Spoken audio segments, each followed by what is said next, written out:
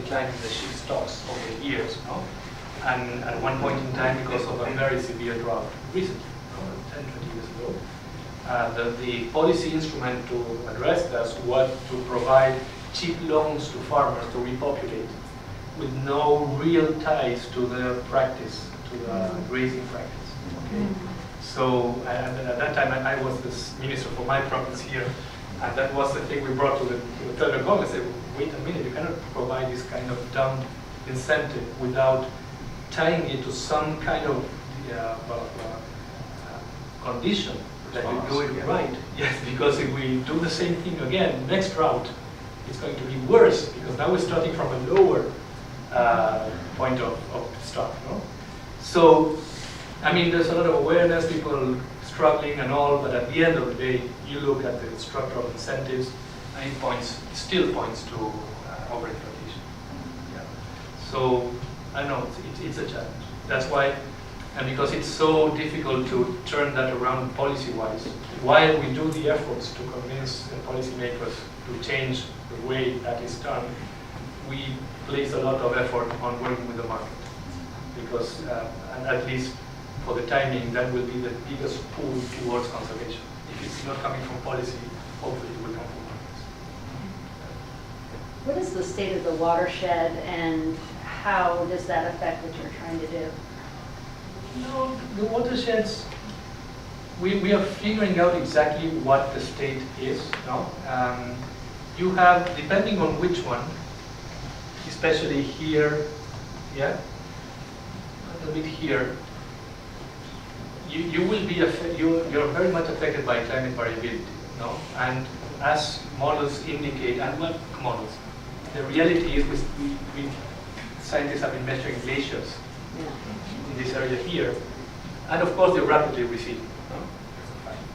So they're very worried about that. But from the glacier all the way, you know, they tend to be very straight lines, those rivers, no? They don't not meander like here.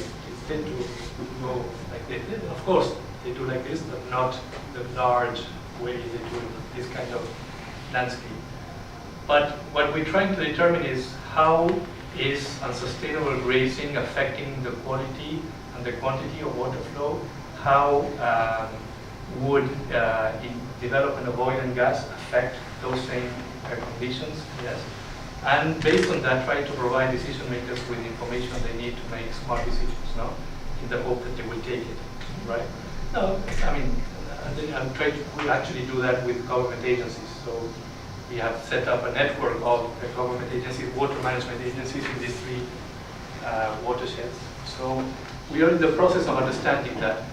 One area where we don't have much information is aquifers, no? Which is one of the sources of water for oil, gas, and mineral extraction. So there's a lot of conflict around water use in Patagonia, with people saying stop using water for mining, this is for people to drink, or for irrigation, or for conservation. And it's one of those debates where you're still lacking the technical information that will provide some rationality to it. So there's a lot of passions involved, no? And therefore no clear solution in sight. So our intervention hopefully will help create that space of rationality for decision making around water use in the region. No?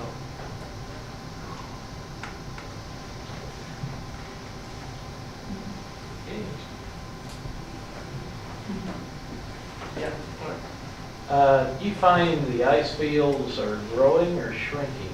Shrinking. Is that true even in Antarctica or not? It is true. From here all the way to here, it's definitely true. Here you have very large ice fields, very large. No? So the decrease there is relatively minor, so it's not a big issue for concern. And then glaciers become very small here, and here in Tierra del Fuego is clearly, I mean, you see it. It's probably natural that they will recede, no? But they're doing it fast. Then you jump to Antarctica, and you find that on balance, I don't know, I haven't read recently what's going on balance, but in the peninsula, which is the little thing that sticks out and points to Patagonia, it's definitely receding, no? Definitely, and that is what you see in the scientific bases that are located all over the peninsula. Yes, they were built on ice and now they're on rock. Yes, but then you go to other parts of Antarctica. I think in the Ross Sea, I can't remember exactly where, and you have an advancing ice shelf. On balance, I'm not sure, but I think it's receding in general, no? With some areas, it's dynamic, it shapes around.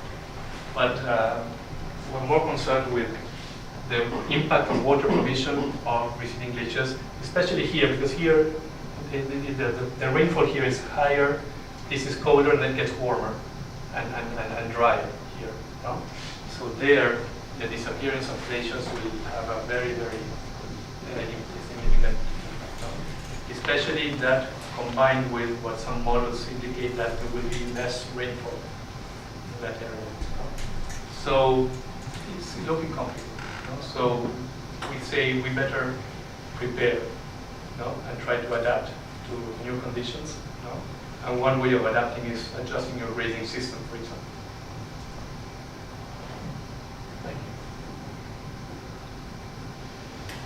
you. Okay, we're 15 minutes earlier. Okay. Could you give me a description of lengths, how many miles are we looking, or kilometers are we looking at, side to side and top to bottom here? Right. From here, and I've done this by car several times because I used to live here, to here, which is beyond Patagonia, this is the Pampas, is 3,000 something kilometers. 2,000 miles. 2,000 miles. Right. So up to here, you're probably 2,000 kilometers or a bit more,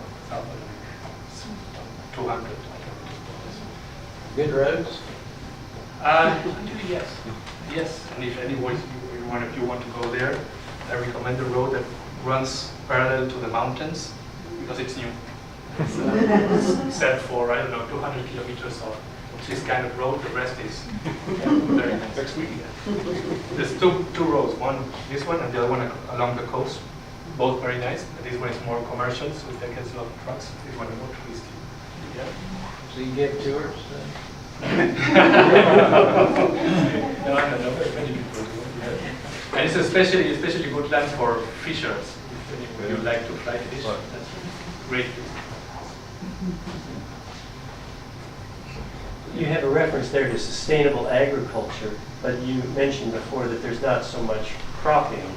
No, yes, it's ambiguous. You use the term to include both crops and cattle. Right, well, it often is, but has there been any thought of reconsidering that decision from some time ago about trying to find some row cropping or some... Oh, I'm sure the industry is working on that, and the agencies for agricultural development in Argentina and Brazil are investing in developing drought-resistant seeds.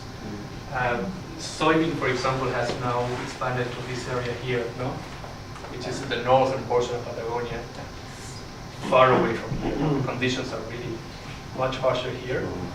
But, food, the demand for food is not going to subside, I think. It's going to get stronger, regardless of price. Maybe the price does like this, I don't know.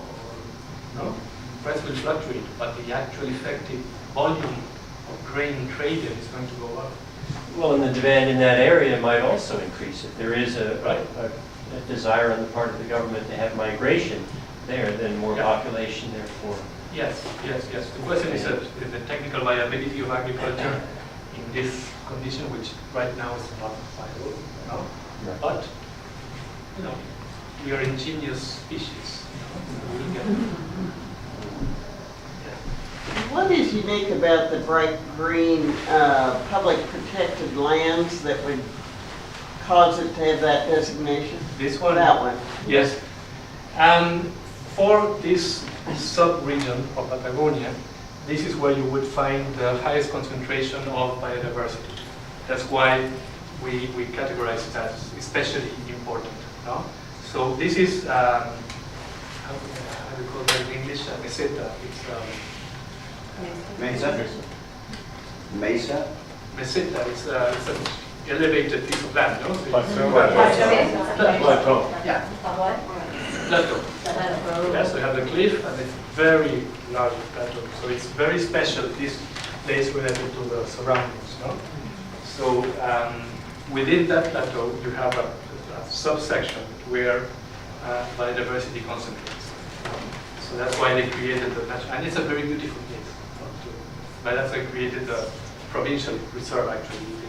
It's a state level reserve. And that's why scientists identified that that was a priority conservation area. What are your native grazers down there? Your native grazing animals? What would they have been? Guanacos.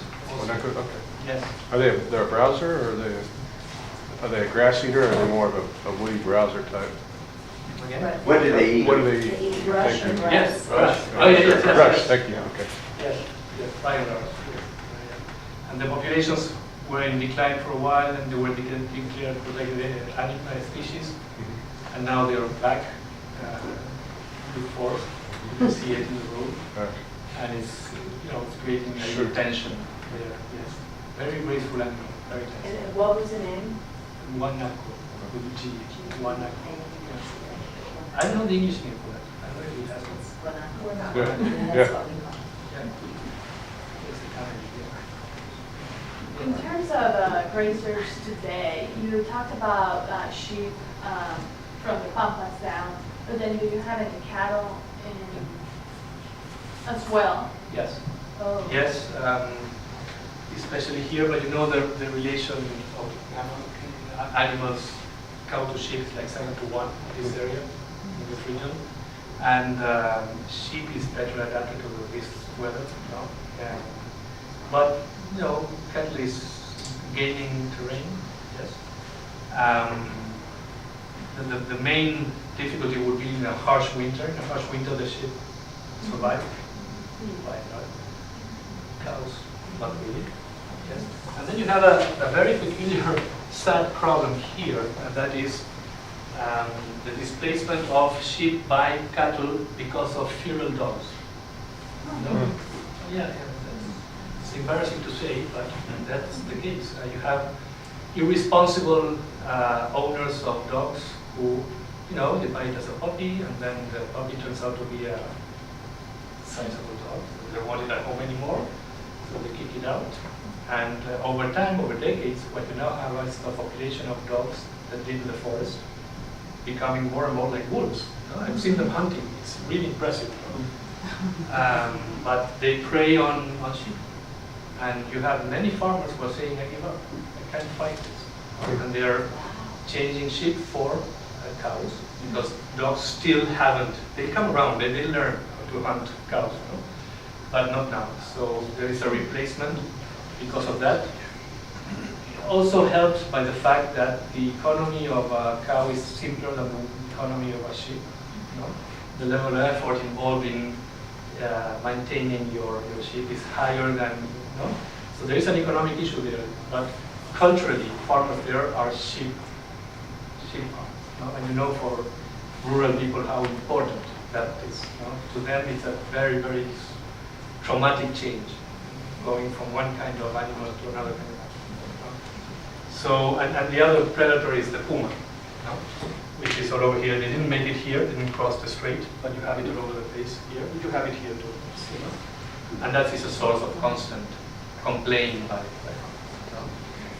there's no clarity as to how serious that the losses are due to pumas. Is all anecdotal, so we're still lacking some serious study on what the real impact is.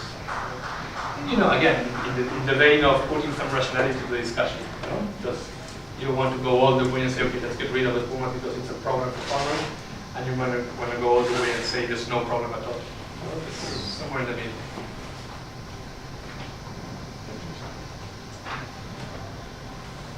Okay. Thank you. Thank you.